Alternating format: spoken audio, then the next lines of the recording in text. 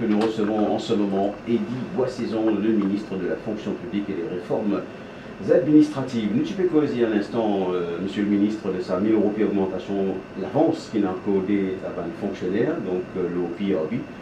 Et le conseil qui veut dire oui, d'accord, l'augmentation, mais nous connaissons qui pour un fonctionnaire qui a accepté PRB, augmentation salaire, je vais nouvelles conditions de travail, je viens remplir une option form. Les là, si je suis d'accord, les là, je gagne toutes les conditions, salaire, service qui visent.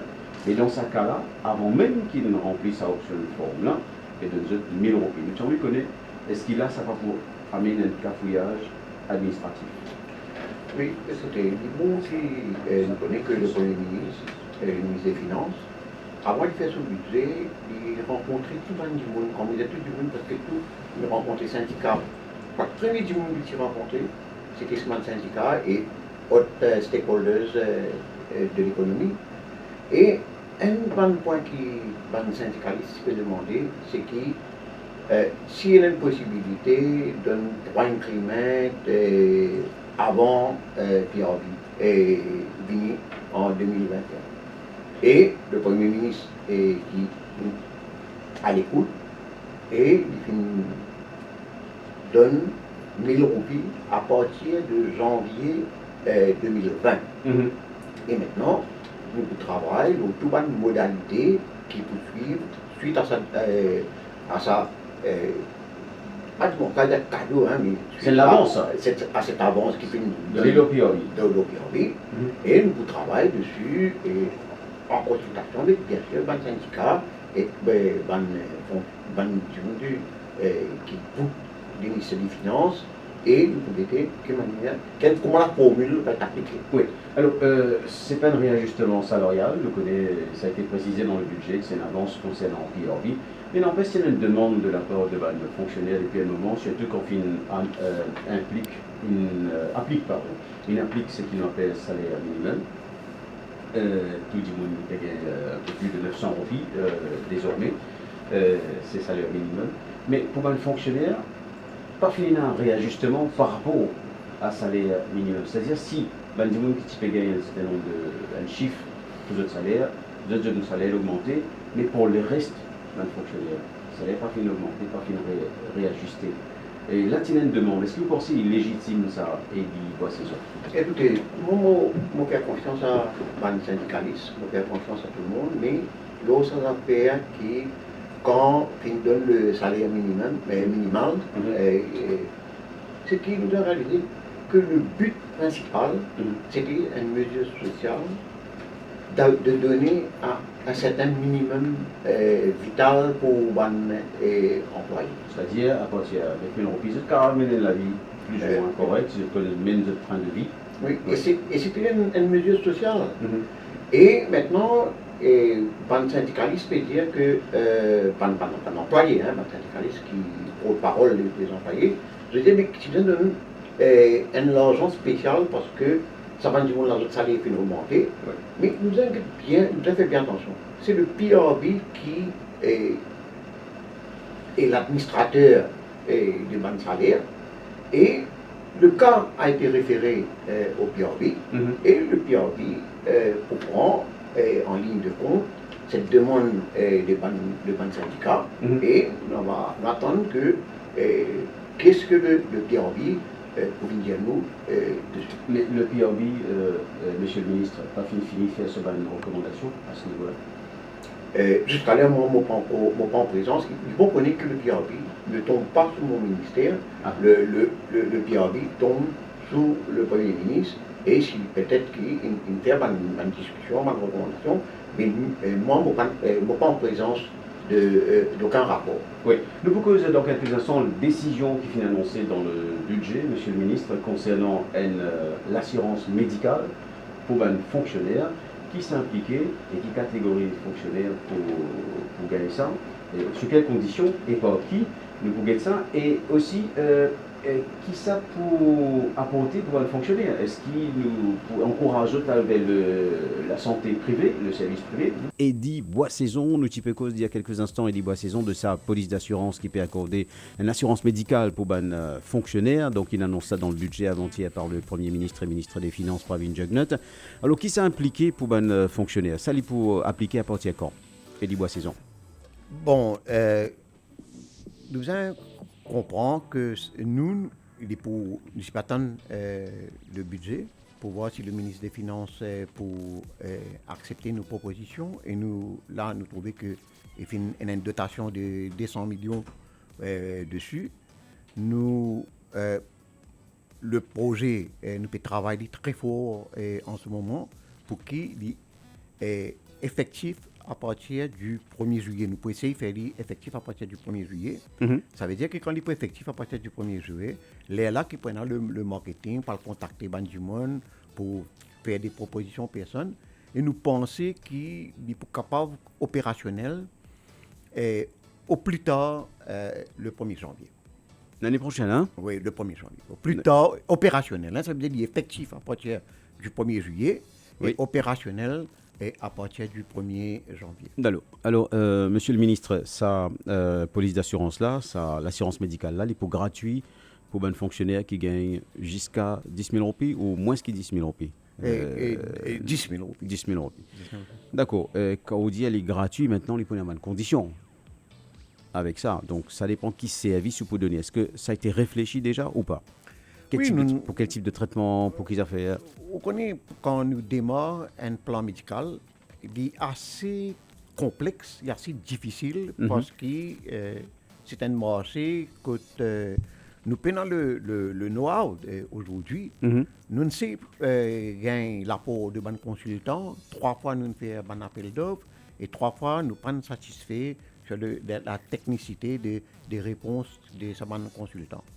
Alors aujourd'hui, comment nous dans le gouvernement, et nous avons la SICOM qui est une compagnie que on connaît, ou même fully owned by government, nous avons un NIC qui est fully owned by government, et nous disons, mais pourquoi nous prenons un démarrage qui fait nous pas passer par cette compagnie qui peut offrir un service d'assurance et qui connaît le marché. Et là, dans un premier temps, nous proposons un inpatient. Ça veut dire qu'il est plus facile pour gérer, pour créer des statistiques. C'est pour un inpatient. Mais là, que vous pouvez causer. Moi, je ne suis pas capable de dire quels sont les services qui peuvent couvrir. Mais ce qui est sûr, c'est que tous les employés qui touchent, les employés pour capables de mettre de dépendants, c'est-à-dire que les employés de la fonction publique pour capables inclure les autres dépendants. Donc, les enfants, et de la famille. Madame, monsieur, oui, madame, monsieur, les enfants. Bien sûr. Et prenant aussi un service de outpatient, ça peut contribuer complètement. Et prenant aussi une catastrophe cover, qui peut, dépendant de chaque personne et son moyen qu'il est capable. Mais ce qui est le plus important aujourd'hui, c'est que ce n'est pas l'idée que beaucoup de monde peut dire demain nous pouvons pour privatiser l'hôpital, ou bien pour bien payer pour l'hôpital. Non, l'idée c'est pas de ça. On ne peut pas comprendre aujourd'hui qui fait. Mais alors explique-nous qui fait. Quelle est la philosophie derrière? Quel est le sens derrière sa mesure qui est annoncée dans le budget? On connaît ça. Des points, les employés, des fois, on comprend, je dis comme ça que moi, j'ai préféré nous gagner un travail que nous suivons. Ou dans l'hôpital, aujourd'hui, qui est un très bon service. Vous connaissez, moi, pendant 1 an, mon blessé, mon gain, un problème. Un problème de santé, vous pouvez dire. Un problème de santé, et au final, vers le service hospitalier du gouvernement. Et moi, très satisfait du service. Mais maintenant, c'est un du monde qui dit, moi, je vais préférer peut-être un docteur qui me connaît. Mais monsieur le ministre, moi je s'arrête tout. Donc, on est très satisfait du service parce qu'il y a un ministre. Et nous bien reconnaître que l'approche des représentants de la santé vis-à-vis d'un ministre est différente vis-à-vis ce qu'on appelle le commun des mortels. Vous connaissez, pendant très longtemps, je suis un membre de l'opposition. Oui. pendant très longtemps, ça fait 10 ans que je suis ministre, Oui. mais je suis à l'hôpital. Où je suis à l'hôpital. Je suis fini dans l'hôpital. Excellent. Je suis fini dans l'hôpital, je suis né dans l'hôpital Candos. Oui, mais n'empêche, il faut vous faire sans doute, Fine a beaucoup avancé, mais on reconnaît également qu'il y a beaucoup d'efforts vous faire à ce niveau, qualité, service santé pour la population. Oui, moi d'accord, mais quand on réalise que Maurice, trop souvent, il a des fois nous comparons nous. Oui. Moi, j'ai une famille d'Angleterre, les malades, les besoin de faire médecin, ça fait 6 mois. Qui vient attendre? Les personnes. D'accord. Maurice, c'est 2 semaines. Donc, au pays de nous, qui c'est SICOM et NIC qui pour gérer ça, ou alors une approche, c'est fait déjà, ou alors nous pouvons vérifier aussi à l'assurance privée, comment ça va se passer? En fin de compte, c'est bien compliqué pour faire notre choix, hein, parce que, comme on peut dire, au départ, nous avons essayé de gagner l'apport d'un consultant, mais nous n'avons pas gagné et nous devons travailler nous-mêmes. Et comme on dit, on a fait, vu que nous avons le gouvernement a une assurance pour lui, Oui. et il y en a 2 assurances aujourd'hui. Oui, SICOM et NIC, n'est-ce pas? Oui.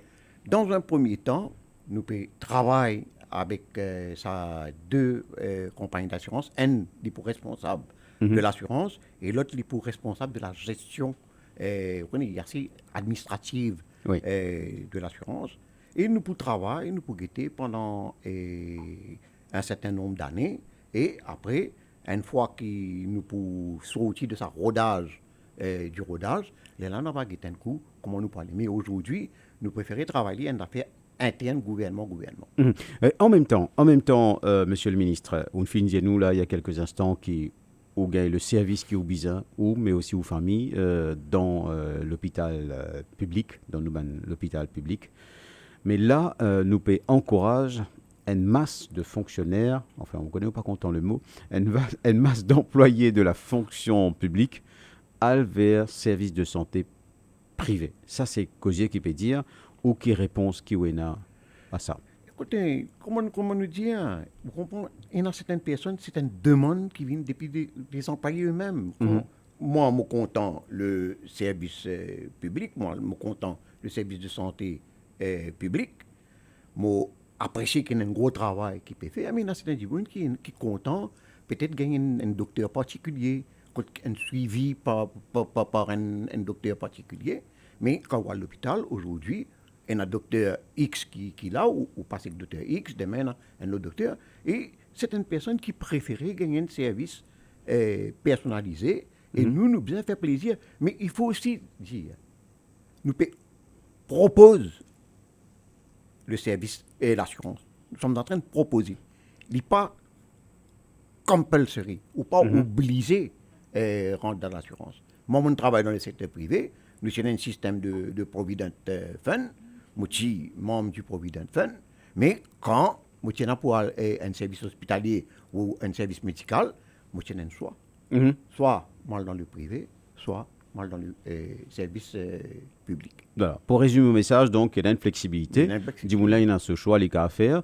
Effectivement, s'il y a une police d'assurance médicale demain, donc, s'il en vient vers le privé, c'est son choix. Donc, on peut offrir ce choix-là. Et moi, et le gouvernement, il y a un employeur. Oui. Et nous inquiétons bien que tout CEB, MPA, Maurice Télécom, beaucoup de ces compagnies-là, ils ont déjà un Provident Fund et qui nous aussi nous mettons dessus. Ce n'est pas une nouveauté, nous pas fait force la main aujourd'hui. Parce que une décision qui prend dans le budget. Et par contre, nous pas trouve beaucoup d'éléments concernant le recrutement dans la fonction publique dans le budget et des bois saison. Est-ce que recrutement pour ENA ou pas dans fonction publique? Bon, écoutez, quand le ministre des Finances et le Premier ministre peut faire ce discours du budget, c'est pas ça le budget. Oui. Ça, c'est la présentation du budget. Mais il y a un document qui est derrière. Et si nous guettons bien, nous avons un document que nous pouvons trouver dans chaque ministère cette dotation concernant le recrutement du personnel. Et il est bon qui nous note vous connaissez, c'est un gouvernement avant. C'est une politique pour le recrutement statu quo. C'est-à-dire, pas recruter du monde, Et en fin de compte, c'est le service au public qui tu peux souffrir. Et depuis que nous prenons ce gouvernement-là, le recrutement fin recommencé et un recrutement judicieux, pas recruté juste parce qu'ils besoin recruter, mais il y a un travail de fond qui est effectué avant de recruter un diplôme. Est-ce que le chiffre en tête, monsieur le ministre, combien fin recruté dans la fonction publique? Écoutez, moi, j'ai un chiffre, mais je ne pas pour aimer le bon chiffre parce que je trop connais comme le fait qu'il y ait un chiffre tombé, après le lendemain matin, toute qualité du monde pour venir dire où. J'ai un chiffre là pas bon, moi j'ai mon chiffre, et si il y a certains qui ont envie, nous sommes capables de donner le chiffre, mais je ne pas parler à la. Dans le public. Sur les airs, Alors, par contre, ça n'a là, nous, combien de recrutements pour nous dans le service public pour les prochains mois? Écoutez, je connais qui pour nous sur un chiffre. Mais encore une fois, moi, je vais faire des études complètes parce que vous connaissez qu'il y a une demande. Oui. Et ensuite, au moment où il y a un travail qui fait avec le ministère des Finances, et à ce moment-là, qui nous donne un chiffre. Mais pour vous dire aujourd'hui, là, combien de recrutements qui pourraient pendant l'année financière prochaine, il y a plus difficile parce que vous connaissez, nous ne passe par le PSC, par le local government et ainsi de suite. Et prévoir combien pour prendre, il y a plus difficile. Donc, recrutement, Pouena, bel et bien, combien, comment, quand, ça nous pas connaît. Enfin, nous connaissons comment pour recruter, mais le travail lui-même, combien pour recruter au cours de l'année financière, il y a un peu difficile. Il y a une provision, il y a un budget, mais comment, combien, on connaît bien souvent, il prend plus de temps. Vous connaissez aujourd'hui quand il y a un recrutement pour certains postes. Oui. Nous avons jusqu'à 5 000 à 10 000 applications. Il prend beaucoup plus de temps. Nous ne pouvons pas dire que dans un mois, nous pouvons recruter 10 000, 20 000. Donc, c'est une bonne chose. Ouais, ça veut dire qu'il y a beaucoup de monde, pour la fonction publique. Il y a un grand intérêt. C'est un employeur qui dit bien content de la fonction publique. Enfin, vous connaissez ça mieux que moi. Dans quel secteur, fonction publique, vous pensez là, il y a un besoin urgent de personnel? Bon, écoutez, urgent de personnel. Aujourd'hui, nous ne pouvons pas dire que nous avons besoin du monde, mais c'est sûr que, comme toujours, nous avons besoin du monde dans la force policière. Oui. Nous avons besoin du monde. Là, en ce moment, nous avons besoin plus professeurs. Oui. Et nous avons besoin plus dans le corps hospitalier. Nous avons besoin des personnes. D'accord. Et dans les autres ministères, comme toujours, on est dans le secteur, quand on a 55 000 employés et qui est dans une retraite, des gens qui allent dans le secteur privé pour travailler, nous retrouvons tout le temps avec un besoin de personnel. Question qui peut poser en ce moment, est-ce qu'il peut y avoir une cause force policière? Est-ce qu'il peut y avoir un recrutement dans la police, monsieur le ministre? C'est sûr. C'est sûr. Et est-ce qu'il peut y avoir aussi l'introduction, ça pour revenir, sa question, avance l'âge de la retraite, augmente l'âge de la retraite à cause vieillissement population Maurice? Bon, c'est une question qui nous pas décider. D'accord. Nous pas discuter dessus. Alors, est-ce qu'il peut y avoir une promotion aussi bientôt dans fonction publique, là, je connais une l'attente, et comment ça peut passer, 10 mois saison? Non, mais c'est sûr qu'il peut y avoir une promotion, comme tu allais là, je peux dire où, nous, dans la fonction publique elle-même, il y a plus de 56 000 personnes. Et tous les ans, il y a des gens qui sont en retraite, et il y a des gens qui travaillent ailleurs, et automatiquement, bien remplir cette place-là, et on peut gagner une promotion. Oui. Et après, maintenant, il y a certains départements qui nous revalorisent et qui demandent peut-être plus de responsabilité à certains employés, et c'est sûr qu'ils prennent la promotion. La formation des fonctionnaires, est-ce qu'il peut y avoir à un moment donné un projet, un collège pour un fonctionnaire, College of Civil Service? Quand ce projet-là a été, monsieur le ministre? Oui, pour moi, un moment de priorité, c'est la formation des employés. Je ne suis pas d'accord quand il y a comme ça, on dit qu'on ne pas qu'on travaille. Oui. Pour moi, quelqu'un, quand il a l'erreur à faire, oui. Le plus souvent, à 99%, c'est que l'employé n'a pas le savoir-faire et le savoir de faire le travail. Compétence. Et bien, la compétence. Et pour cette compétence-là, nous avons aujourd'hui un Civil Service College qui peut travailler pour former les employés. Et je crois depuis que en 4 ans, nous formons à peu près 20 000 employés. Et là, nous avons un très grand projet. Et là, je bien remercier le gouvernement de l'Inde, le gouvernement qui donne nous plus de 160 millions de roupies. Oui. Nous avons un terrain à Eben et nous pouvons travailler sur un projet de la construction d'un collège sur un terrain de 8 arpents. Et c'est pour un collège qui est capable d'accueillir jusqu'à 1000 à 2000 personnes. Et nous target, c'est que nous, d'après le PRB, nous besoin donne un certain nombre d'heures de formation aux employés. Et aujourd'hui, nous ne sommes pas capables d'attirer cette target-là. Mais dès que nous pourrons gagner nos collèges, nous espérons que nous pourrons en bonne voie pour pouvoir. Monsieur le ministre Obadianouli, on target, est-ce qu'il y a une échéance quand il peut démarrer, construction là, quand il peut livrer, ça College of Civil Service là, Civil Service College? Mais on connaît, le point, c'est qu'aujourd'hui, moi, si tu n'es que moi, nous sommes finis un collège là.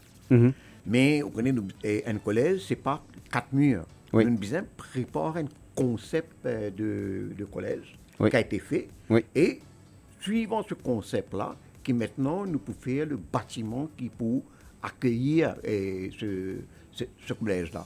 Et là, aujourd'hui, nous pouvons travailler avec, nous pouvons recruter un consultant pour préparer le design du bâtiment. Bon, si c'était avec moi, je ne suis pas content, demain même, je peux gagner mon collège, mais nous connaissons qu'il nous donne le temps au temps, et je présume que ce collège-là, malheureusement, nous pouvons trouver le bâtiment, nous pouvons trouver peut-être dans un an et demi. Mais le collège existe. Oui. Le collège existe, la formation existe toujours. Oui. Et c'est que ce bâtiment-là qui nous manque. Mais aujourd'hui, nous pouvons traîner tout du monde de la fonction publique. Nous pouvons prendre d'autres. Et c'est important, maintenant, nous pouvons traîner aussi les employés techniques. Et vous savez, c'est un travailleur, même attendant aujourd'hui, attendant, charpentier, maçon, nous pouvons traîner le customer care. Ils sont très contents parce que c'est la première fois qu'ils ont dit, ils peuvent retrouver ça, puis aller dans le collège, puis aller former. Et c'est un projet qui est très bien accueilli par les employés. Donc, en d'autres mots, on valorise aussi. Eddie Boissaison, nous avons le dessert pour la fin. Nous ne pas pour les aller sans nous poser quelques questions d'ordre politique ou fait partie du mouvement libérateur. C'est le seul parti qui ne reste avec l'Alliance Les Peuples. Là, est-ce que fidélité est jurée jusqu'à prochaine élection là? Loyauté. Nous faisons gain. Nous apprenons que quand le ML s'est formé, ce L de ML, là, mouvement libérateur, mais le L aussi signifie la loyauté. Nous sommes tout le temps loyaux. Mouvement loyal alors. Enfin, c'est un mouvement qui est loyal, mais nous loyal envers le public. Oui. Et c'est pourquoi que nous l'emblème, nous symbole, c'est carré. C'est-à-dire nous carré vers du monde, nous loyal envers les personnes, nous loyal envers nous demandants, nous loyal envers la population de Maurice et surtout très loyal envers nos partenaires. Et le demandant, il satisfait qui retourne après présentation de budget et dit saison. Bon, et hier, on n'a pas rencontré beaucoup de monde, on a rencontré certaines familles, mais pour nous, tous très satisfaits parce que chaque Mauricien il trouve ce part dans le budget. Chacun a sa part. Alors, désolé de poser sa question-là, enfin pas désolé, mais il faut poser la question, Eddie Boissaison. L'opposition n'est pas d'accord du tout avec ce budget-là? Écoute ça, je me pose une question. 50 ans, quand un jour, on trouve l'opposition d'accord avec un budget, je rentre dans... Je bien écoute le budget avec une seule oreille et une seule manière de réflexion. Qui n'est pas bon. Et ce qui même ce qui est bon. Qui manière pour faire il paraît pas bon. C'est-à-dire que quand il dit qu'il n'est pas bon, il est dans son rôle, là, l'opposition. C'est ça que vous pouvez dire nous? Mais oui, mais qu'est-ce que ça? Nous faisons Il est là pour dire qu'il n'est pas bon, d'autres mots? Nous faire un budget pour la population mauricienne. Nous pas faire un budget pour l'opposition. Nous faire un budget pour la population mauricienne. Est-ce que nous pouvons faire un budget pour un politicien qui travaille dans un bureau climatisé, il peut gagner 300 000 roupies par mois, et nous ne pouvons pas faire ça pour eux. Nous pouvons faire un budget pour la population mauricienne. Et dans la population mauricienne, il y a certains gens qui ont un sou très important. Il y a certains gens qui ont dit, quand il arrive le 10 du mois, le 11 du mois, ils prennent un sou, ils ne pas connaître comment ils peuvent arriver le 31 du prochain mois. Nous ne pouvons pas faire un budget pour qui ça dit gens qui déjà paient tous 100 000 roupies, les députés, et ils trouvent tout le temps, ils trouvent pas bon. Et les politiques, non, il n'y en a pas bon. Ça non, nous faisons un budget pour tout le monde de ce pays-là.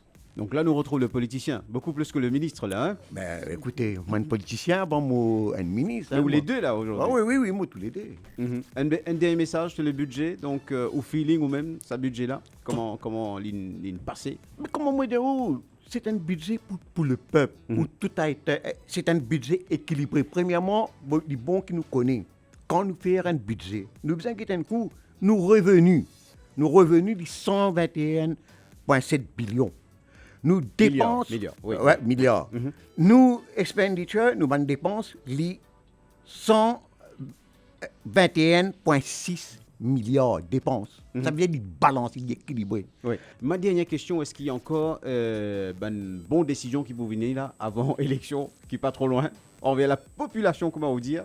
Moi, on a beaucoup de respect pour le Premier ministre, moi, on a beaucoup de respect pour le Conseil des ministres, et c'est... Je ne peux pas répondre nous, ça, mais seulement le bon point, c'est qu'on apprécie quelque chose aussi, c'est que le 9 septembre, pour un jour pour la République, et les Jeux des îles qui peuvent venir. Excellent. C'est un moment de réconciliation de la population et prépare-nous pour la prochaine élection qui nous pour gagner. Monsieur le ministre, merci beaucoup. Vous repartez avec le sourire.